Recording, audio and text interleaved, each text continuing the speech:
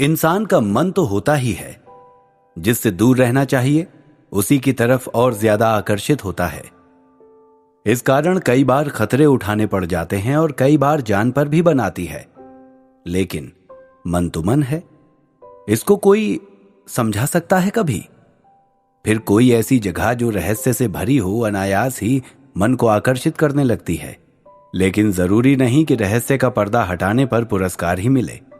कई बार इस पर्दे के पीछे मौत खड़ी होती है। कुछ ऐसे ही सुंदर रहस्यों के संसार की तरफ अधीश आकर्षित हो रहा था। क्या मिलेगा उसे, स्वर्ग का द्वार या मौत का अंधकार? मृगांक उसे टापू पर जाने से कब तक रोक सकेगा? और खुद मृगांक जिस परेशानी में उलझा है, क्या अधीश उसे सुलझा सकेगा?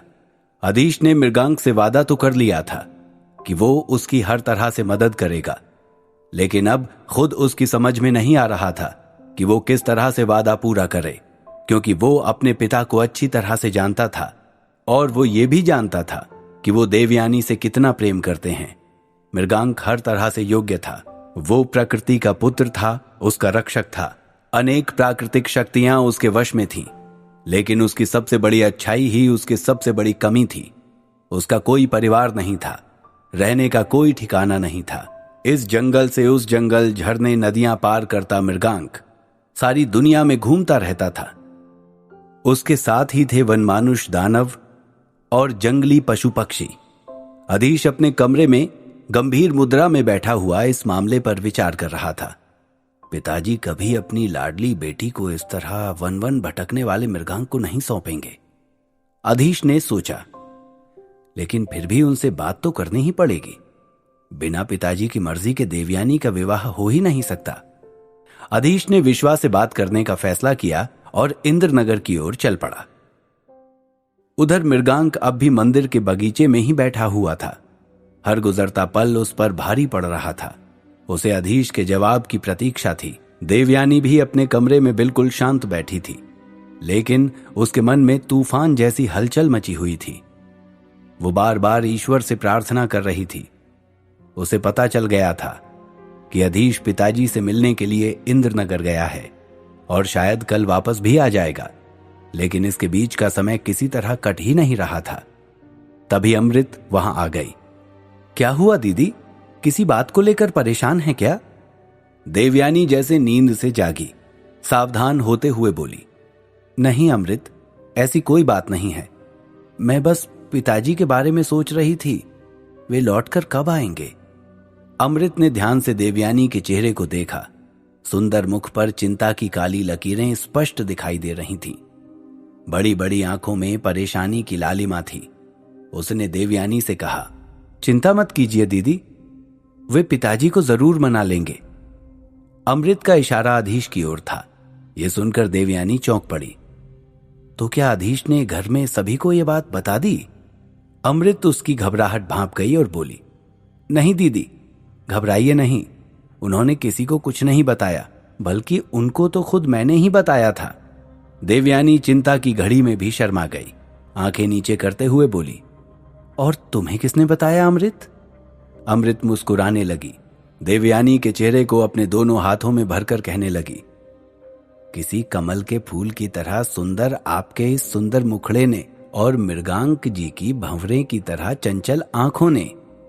देवयानी के गाल लज्जा से लाल हो उठे। मुस्कुराते हुए वो बोली, धत, तुम भी बातें बनाने में माधवी से कम नहीं हो अमृत। फिर दोनों खिलखिलाकर हंसने लगी। अब देवयानी का मन कुछ हल्का हुआ। कोई तो था जो उसकी पीड़ा को समझ सकता था। बहुत देर तक वो अमृत से अपने मन की बातें साझा करती रही। अधीश जब इंद्रनगर पहुंचा तो शाम हो चुकी थी। विश्वनाथ पुरोहित महल के बाहर ही बगीचे में बैठे हुए थे। बिना किसी सूचना के अधीश को आया देख उन्हें बहुत खुशी हुई और चिंता भी। वे बोले, अरे अधीश बेटे, तुम यहां, कोई जरूरी काम था क्या? अधीश उनके पास बैठते हुए बोला, हां पिताजी, आपसे एक जरूरी बात करनी थी। विश्वा ने कहा, ठीक है, पहले भोजन कर लो, फिर आराम से बात करेंगे। भोजन करने के बाद विश्वा ने अधीश को अपने कमरे में बुला लिया। बोलो बेटे, क्या बात करनी थी? अधीश हिचक रहा था। जो बात वो कहने आया था उसे कहां से शुरू करे।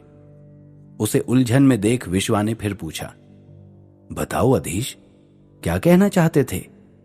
अधीश को अपनी चुप्पी तोड़नी पड़ी। वो झिझकते हुए बोला, पिताजी, मुझे आपसे देवयानी के विवाह के बारे में बात करनी है। यह सुनकर विश्वा ने भौहें सिकोड़कर उसे देखा। उन्हें चिंता हुई कि ऐसी क्या बात है जो अधीश को इस तरह इंद्रनगर आना पड़ा, जबकि कल ही तो देवयानी के विवाह के बारे में बात हुई थी। चिंतित स्वर में विश्वा ने पूछा, क्या हुआ अधीश? क्या देवयानी इस रिश्ते से सहमत नहीं है? अधीश बोला, असल में बात यह है पिताजी कि देवयानी किसी और को पसंद करती है। वो संग्राम से विवाह नहीं करना चाहती। यह सुनकर विश्वा के चेहरे पर गुस्से और उलझन के मिले जुले भाव आ रहे थे। उसी भाव के साथ उन्होंने अधीश से पूछ लिया, और ये बात तुम अभी बता रहे हो मुझे? अब मैं सामंत रणधीर को क्या जवाब दूंगा? क्या आपने उनसे बात कर ली है? अधीश ने चौंक कर पूछा। विश्वा अपने गुस्से पर नियंत्रण रखते हुए बोले, मेरे बात करने से क्या होता है? उन्होंने तो मुझसे पूछा था ना, मुझे जवाब देना है। उनके कितने एहसान हैं हम पर, क्या तुम भूल गए? ये सुनकर अधीश की आवाज भी कुछ ऊंची हो गई। ये तो अच्छा ही है ना पिताजी कि आपने उन्हें अभी जवाब नहीं दिया, और वैसे भी मैंने अपनी जान पर खेलकर उनकी जान बचाई थी। उसके बदले में ही उन्होंने हमें भूमि दी है और कुछ नहीं। अधीश का जवाब सुनकर विश्वा चुप रह गए। उन्हें अपने बेटे से यह उम्मीद नहीं थी कि कभी वो उनसे ऊंची आवाज में बात करेगा। अधीश को जल्दी ही अपनी भूल का एहसास हो गया। कोमल स्वर में बोला, पिताजी, आपने कभी मुझ में और देवयानी में कोई अंतर नहीं किया। आज जब उसके जीवन का सवाल है तो आप कैसे उसकी मर्जी के बिना फैसला कर सकते हैं? विश्वा अब भी चुप रहे। अधीश फिर बोला, और अभी आपने सामंत रणधीर को जवाब नहीं दिया है ना, तो एक बार देवयानी के बारे में भी सोचकर देखिए। स्त्री के जीवन का दायरा होता ही कितना सा है। यदि जीवन साथी भी उसे अपने मन का ना मिले तो जीवन काटना दूभर हो जाता है। और हमारी देवयानी का मन तो फूलों सा कोमल है, क्या हम उसकी भावनाओं को यूं ही झुलस जाने देंगे? अधीश की बात सुनकर विश्वा गहरी सोच में पड़ गए। थोड़ी देर चुप रहने के बाद धीरे धीरे बोले, कहीं ना कहीं गलती मेरी ही है बेटे। एक पल के लिए शायद मैं भूल गया था कि मेरे बच्चे अब बड़े हो गए हैं, मुझसे अधिक योग्य हो गए हैं। अब मुझे उनके भविष्य के बारे में कोई भी फैसला करने का अधिकार नहीं रहा। अधीश और अधिक मुलायम स्वर में बोला, पिताजी, समझने की कोशिश कीजिए। हम एक बार सामंत रणधीर से बात तो कर ही सकते हैं। वे हमारी बात जरूर समझेंगे। क्या समझेंगे? कि उन्होंने हमेशा हमारे बारे में अच्छा सोचा और हम उनके बेटे का रिश्ता ठुकरा रहे हैं। नहीं पिताजी, संग्राम बहुत अच्छा लड़का है, हम रिश्ता नहीं ठुकरा रहे, लेकिन देवयानी मृगांक से प्रेम करती है। विश्वा के ऊपर अचानक जैसे गाज गिर पड़ी। क्या? मृगांक? वो तुम्हारा मित्र? तो वो इसलिए हमारे घर में ठहरा हुआ था? मृगांक का नाम सुनते ही विश्वा ने अपना आपा खो दिया। अधीश समझ चुका था कि उससे भूल हो गई है। उसे अभी मृगांक का नाम नहीं लेना चाहिए था।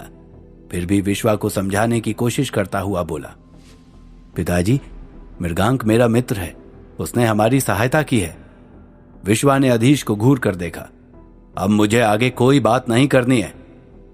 उस वन वन भटकने वाले जादूगर से मैं अपनी बेटी का विवाह कभी नहीं होने दूंगा। अब जाओ यहां से। अधीश इसके आगे चाहकर भी कुछ बोल नहीं सका। वो समझ गया था कि अब पिताजी से कुछ भी कहना या उन्हें समझाना व्यर्थ है।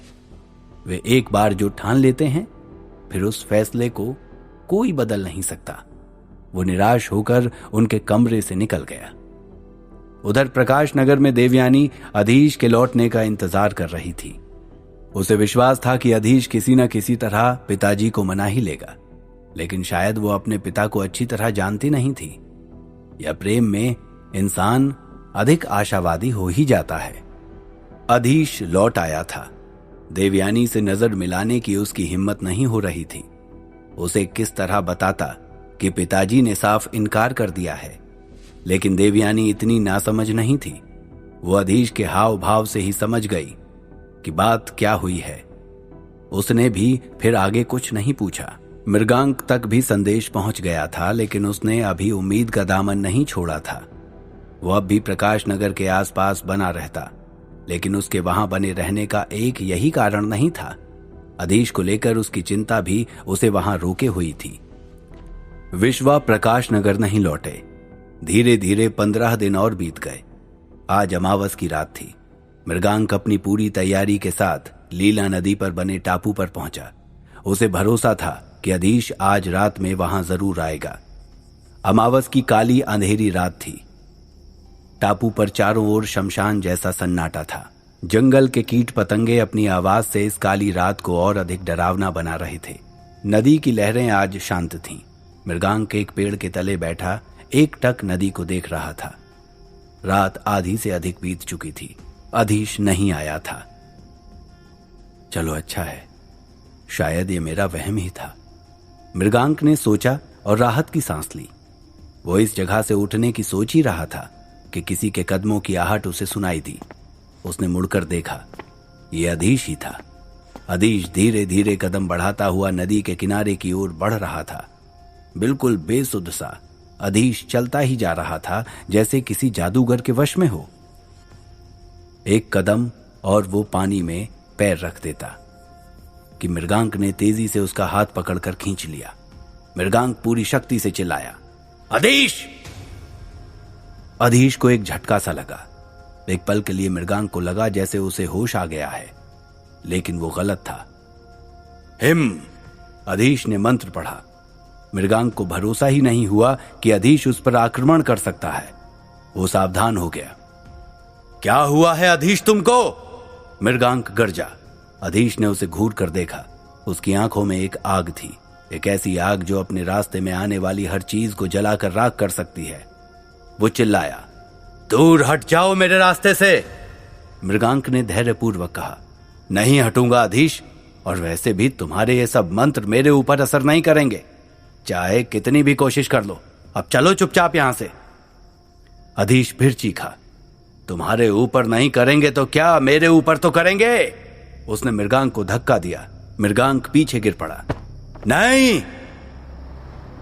मृगांक चिल्लाया।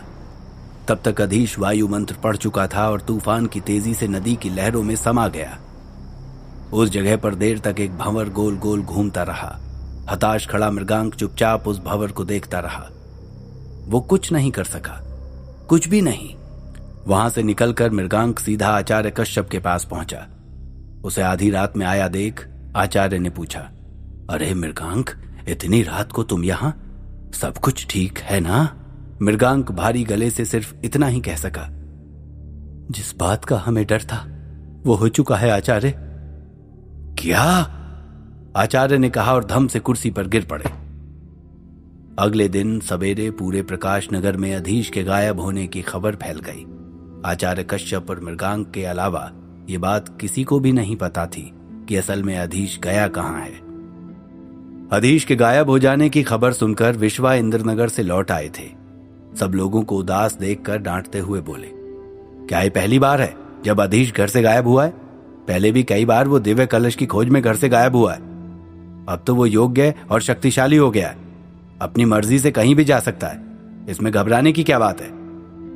अधिपति ने उनसे कहा, लेकिन विश्वा तब की बात और थी, तब वो ना समझ था। अब उसके ऊपर जिम्मेदारियां हैं और मेरा मन कहता है कि इस बार जरूर कोई गड़बड़ है। डर हालांकि विश्वा को भी लग रहा था, लेकिन सबके सामने वो ये बात जताना नहीं चाहते थे। अधिपति की बात से उनको सहारा मिला। वे कुछ कहने ही जा रहे थे कि पाणिक बोला, मुझे लगता है हमें एक बार फिर मृगांक की सहायता लेनी चाहिए। अभी उसकी बात पूरी भी नहीं हुई थी कि विश्वा गरज कर बोले, मृगांक, नाम मत लेना मेरे सामने उस धूर्त का। ये सुनकर सब सकते में आ गए। क्या हो गया था विश्वा को? देवयानी तो घबरा कर रोने ही लगी थी। एक जलती हुई निगाह विश्वा ने देवयानी पर डाली और बाहर निकल गए। क्या इरादा था विश्वा का? क्या सच में अब एक ही परिवार के सदस्य दुश्मनों की तरह आमने सामने खड़े हो जाएंगे? और अधीश क्या कभी वापस लौट पाएगा? क्या मृगांक इस बार भी अपने मित्र की सहायता कर सकेगा? जानने के लिए सुनते रहिए द मैजिशियन सीक्रेट, सिर्फ और सिर्फ पॉकेट एफएम पर।